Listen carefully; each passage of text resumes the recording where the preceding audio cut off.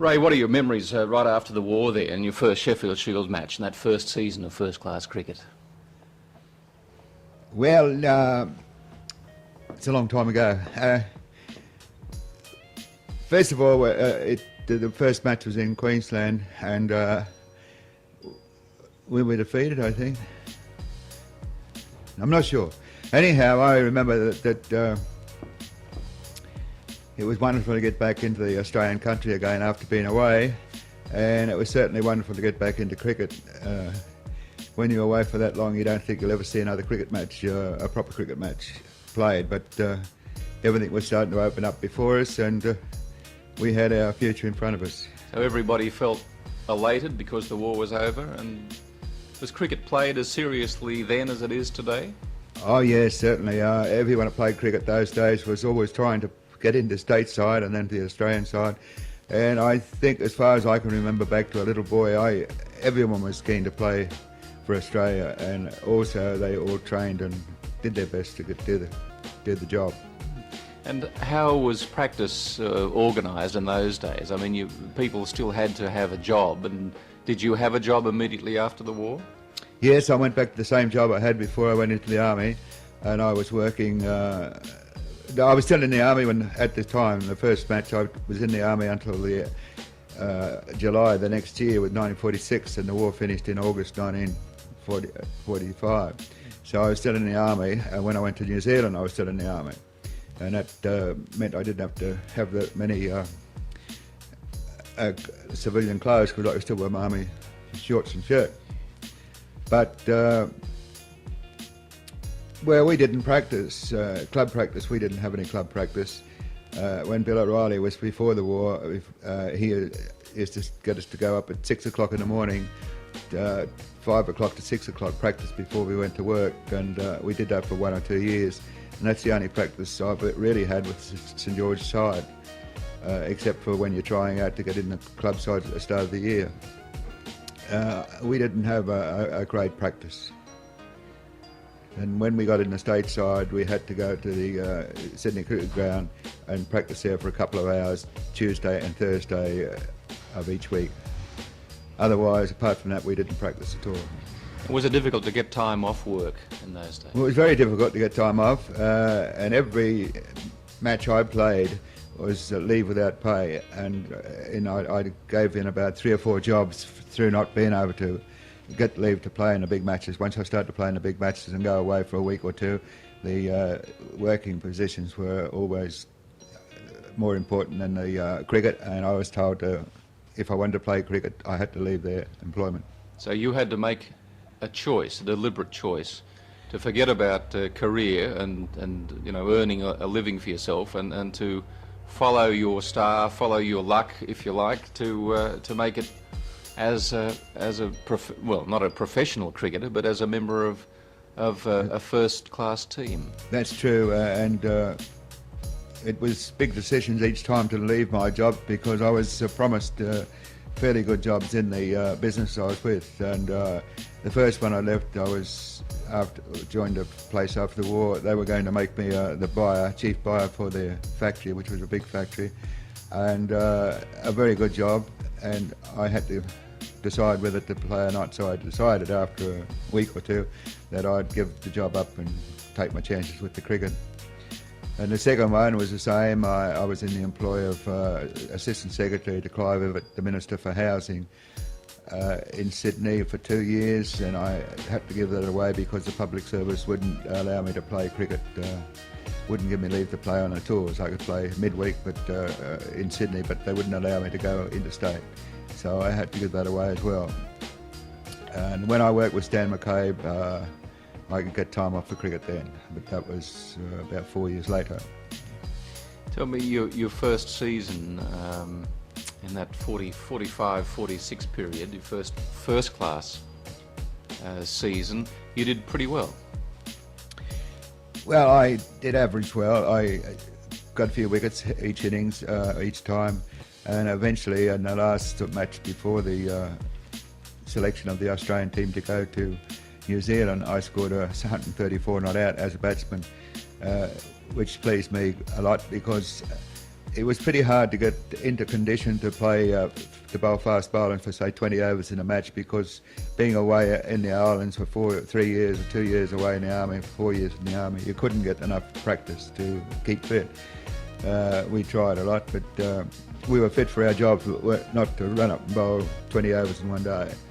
So it was nice to get the runs to help me get in the team to go to New Zealand. Yeah. It's interesting looking back at your career, and certainly at the way you started, to find that you were such a good batsman, and you had considered yourself more a batsman than a bowler. Well, I can't think back that far, but I think I always consider myself as a batsman. I also always consider myself as a bowler too, and from the first time I bowled fast, well, I always bowled fast, but when O'Reilly made me open up the bowling with the wind, I was always a fast bowler from then onwards, and I knew that was my strength. But the batting was extra, and I had to treat it that way. Sometimes you were told, go out and have a hit when you go in, because we've got enough runs on the board, we want you to fresh for bowling. Well, that was okay. Sometimes you got some runs and sometimes you didn't. Most of my runs were got when the side was in a tough position. I had to stay there, which sometimes I didn't, sometimes I didn't also. But I liked batting better than bowling, but it had to be that I was a bowler, so I had to like bowling better than batting. Sure. And that year you were selected on your first overseas tour. Yes, to go to New Zealand. That's overseas, yes. We went across New Zealand. We only played one test, which officially wasn't a test. It wasn't really the Australian touring side that went across. It was the Australian Border Control. They call it, that was the ABF. Why do they call it that? Well, it wasn't an official Australian side. It wasn't a test match. It was an official Australian side, but it wasn't the Australian test side. They called it the ABC 11, I think. I forget what it was, the Australian Border Control. And we played that test match, which wasn't classed as a test match. It was Australia versus New Zealand, but it wasn't classed as a test match. And we had never played New Zealand in a test match before. And particularly, I think that they were supposed to be not up to the standard of the test standard. But it was only 1 or 2 years later that they declared that was a test match. My official test was that one, the first test. But up to the first test I played against England in 1946 in Brisbane, I always considered my first test was the test against England. In 46, because, as I said before, the New Zealand test wasn't classed as a test match. And when you returned from New Zealand, you still played first grade football with St George? Well, I didn't play for the season had started by the time I got back, and I didn't play for the first 5 or 6 matches. And then I was talked into playing, or I talked myself into playing. I had the idea I might play for Australia versus England. England touring team was out to play the Australians in the test matches, and I made myself available. But unfortunately for me, the team was getting picked to play the city versus country, and my St George club didn't think I was fit enough to play first grade, so they put me in second grade. I scored a try and kicked a few goals, but that didn't do any good. I didn't get picked to play in the country city match. So I think that spoilt my chances of representing Australia. And also the chap that took my play, or took it, when I say took my place, I was nominated for that if I had been playing. He played well, and unfortunately then I couldn't get back in. Tell me about the highlights of your football career. You did play, I think, in 2 grand finals in first grade. Yes, we played against Canterbury in 1942, I think, or 41, and we were defeated 13-12, 10-9, I think, 10-9. We were defeated just at the last minute. They kicked the goal that hit the post and went over, and I didn't kick the goal that went over. So, and then we played another final in 1946 against Balmain at the sports ground, and it was a windy day, 45-mile-an-hour gale against us both times. Unfortunately, the wind changed each time we went on the field, and we were against it. So we didn't kick any goals, and they scored 3 tries, 2 goals for 13 points, and we scored 4 tries for 12 points. So we got beaten by 1 point a game. It was good football, of course, and I enjoyed playing it. Yeah.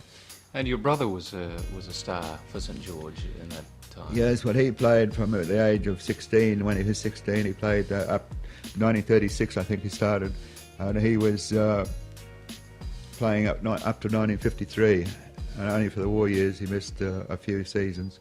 He played 17 seasons straight, I think, counting the war years, those seasons which he didn't play, but it would have been 17 years, which is a long time in a footballer's life. That's in first grade. At what point did you decide to give up football? Well, I gave it up when I was 16. I played... That was the first time? Yeah, the first time I gave it up. My father asked me to give it up before the war, and I gave it up in 1939 and 1940, and in 1941 the Japanese came into the war, and I think I played in 1942, 41, 42. And as I didn't think there was any future in cricket or football, so I went back to football as well as playing cricket. And the war was on then, so it didn't make any difference. But I played when I came back 46 season. Only I half played it because I'd started halfway through the season, and I retired about 8 weeks before the finish. I had a sort of a sore leg, and then I played the grand final because the St George team asked me to come back and play, which I think they mightn't have asked after again, because I missed 6 goals out of 6. Yeah. So that was the end of your first grade or your football career in Australia. But you were, at that time, or around about then, you got an offer to play professionally in England, I think. Yeah, in 1946 I got an offer to go to Bradford North in England and play cricket and football. They offered me about £1,000, I think it was. And I considered it for a while, but I didn't like the choice of living in England. At that time I knew nothing about England, of course, and I didn't go. I also got an offer to go to Western Australia and play cricket, but I didn't go there either. That's the only 2 offers I got. But I came to Brisbane without an offer. I married my wife, who's a Brisbane girl, and I was offered a job up here from Cobb & Co, and I took it, and in 1953 I came up into Brisbane. Yeah. Looking back over your career, how do you consider that your career and your life in general has gone? It's been a great life for you, hasn't it? Well, I think I've had a wonderful life, and my wife said I never take her anywhere, but she's had about 10 trips to England and West Indies and America, and I think she's had a wonderful life as well. And I don't think if I had a lot more money I could buy the life I've had, because we've mixed with all the high-class people all over the world, kings and queens and presidents of countries, and went to all the famous places, and if I wasn't a cricketer I couldn't afford to go there. It's a wonderful life. I'd guarantee it. If I was young again I'd take it up again and try and do what I've done. Is there anything that you would, in hindsight, have done differently? Well, there's a lot of things you think you would have done. It would have bettered your life, yes. But then you don't know if you had done it, whether it would have bettered your life any better. But I was offered positions. I was offered members of parliaments and all that sort of stuff, to be a member of parliament, and several times on any side at all, whether it was Liberal or Labor. And I didn't take them up. Often think, well, I should have taken them up, and if what would have happened afterward, one can never tell. And I've enjoyed the life I've had, and I think I'd continue to play cricket if I was young enough. I'd continue to play cricket if there wasn't any money, just as much as I did then. Cricket has been your life? Oh yes, cricket was all my life. Football was my life when I was young too, but and athletes, but I would say cricket's my life. Any regrets? No, I haven't got any regrets. As I say, I've had a wonderful life, so I haven't got any regrets. Maybe if I could, it's a bit young to go back now when they're playing for money, but that's the only regret, is that money wasn't about when I was playing. But then again, your life is formed of what you do, and I think when you were playing cricket, we weren't thinking of money at all anyhow. We knew it wasn't there, or we didn't even think of it. So it didn't make any difference. We just had to keep on trying. Now, you might, with the money on, you mightn't be as good. You might put too much strain on you. In a few words, if you can, how would you summarise your life?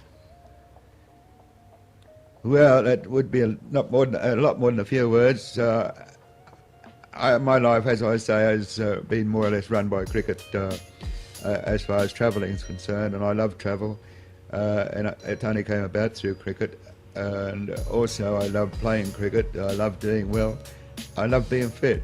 I think it all due to cricket and football, but mostly cricket in my latter. After I retired from football, the only thing that kept me going was cricket to keep fit. And I've tried to keep fit all my life after cricket, and I think it's without the cricket I might be not here now. You're commonly regarded as one of the all-time greats. How does that reputation sit with you? Well, a thing you don't realise that I read about being one of the greats and all that, but it doesn't sink into me. As I said once before, I never thought I was a next selection for the next side. I never thought I was in the team. I heard my name came over the radio and I was picked. Then I was very happy. But I never looked ahead to think that I was going to be a member of the next side, and I never was overconfident that I would be. And as it proved, sometimes I was dropped when I thought I shouldn't have been dropped. So it's just one of those things in life. But as for being a great, one of the greats, I don't think it makes any difference to my life. I've been putting up with that since 1948, really, and it's wonderful to put up with it. But it is embarrassing sometimes, because people sometimes watch you. They know when you're younger. They watch you, and if you go out anywhere, they watch you anyway, watch the way you eat, the way you drink, and you have to behave yourself, which is another good thing also. But I don't think I'm one of the greats in any sense. It doesn't make me walk in any better into a room or a function or anything like that. I just walk in normally and never think that I'm one of the greats. Well, I hope I don't. Have you been a shy person? Are you a shy person, basically? Well, I think I'm very shy. Unfortunately, I think that's a handicap for you. I've always been shy, yes, and I think I'm still shy. Unfortunately, a lot of things I don't do because I'm too shy to put myself forward sometimes. And I talk to myself after I go away from the function or something, and I say I should have done this and I should have done that. But it's no good. No use walking away after the function. You should do it when you're there. But then again, if you do it when you're there, I don't know whether it's any good for you either. So I'm undecided, but I think I'm very shy. Ray, it's been a pleasure to talk to you. Thank you very much. Thanks very much, John. Wonderful to have you here.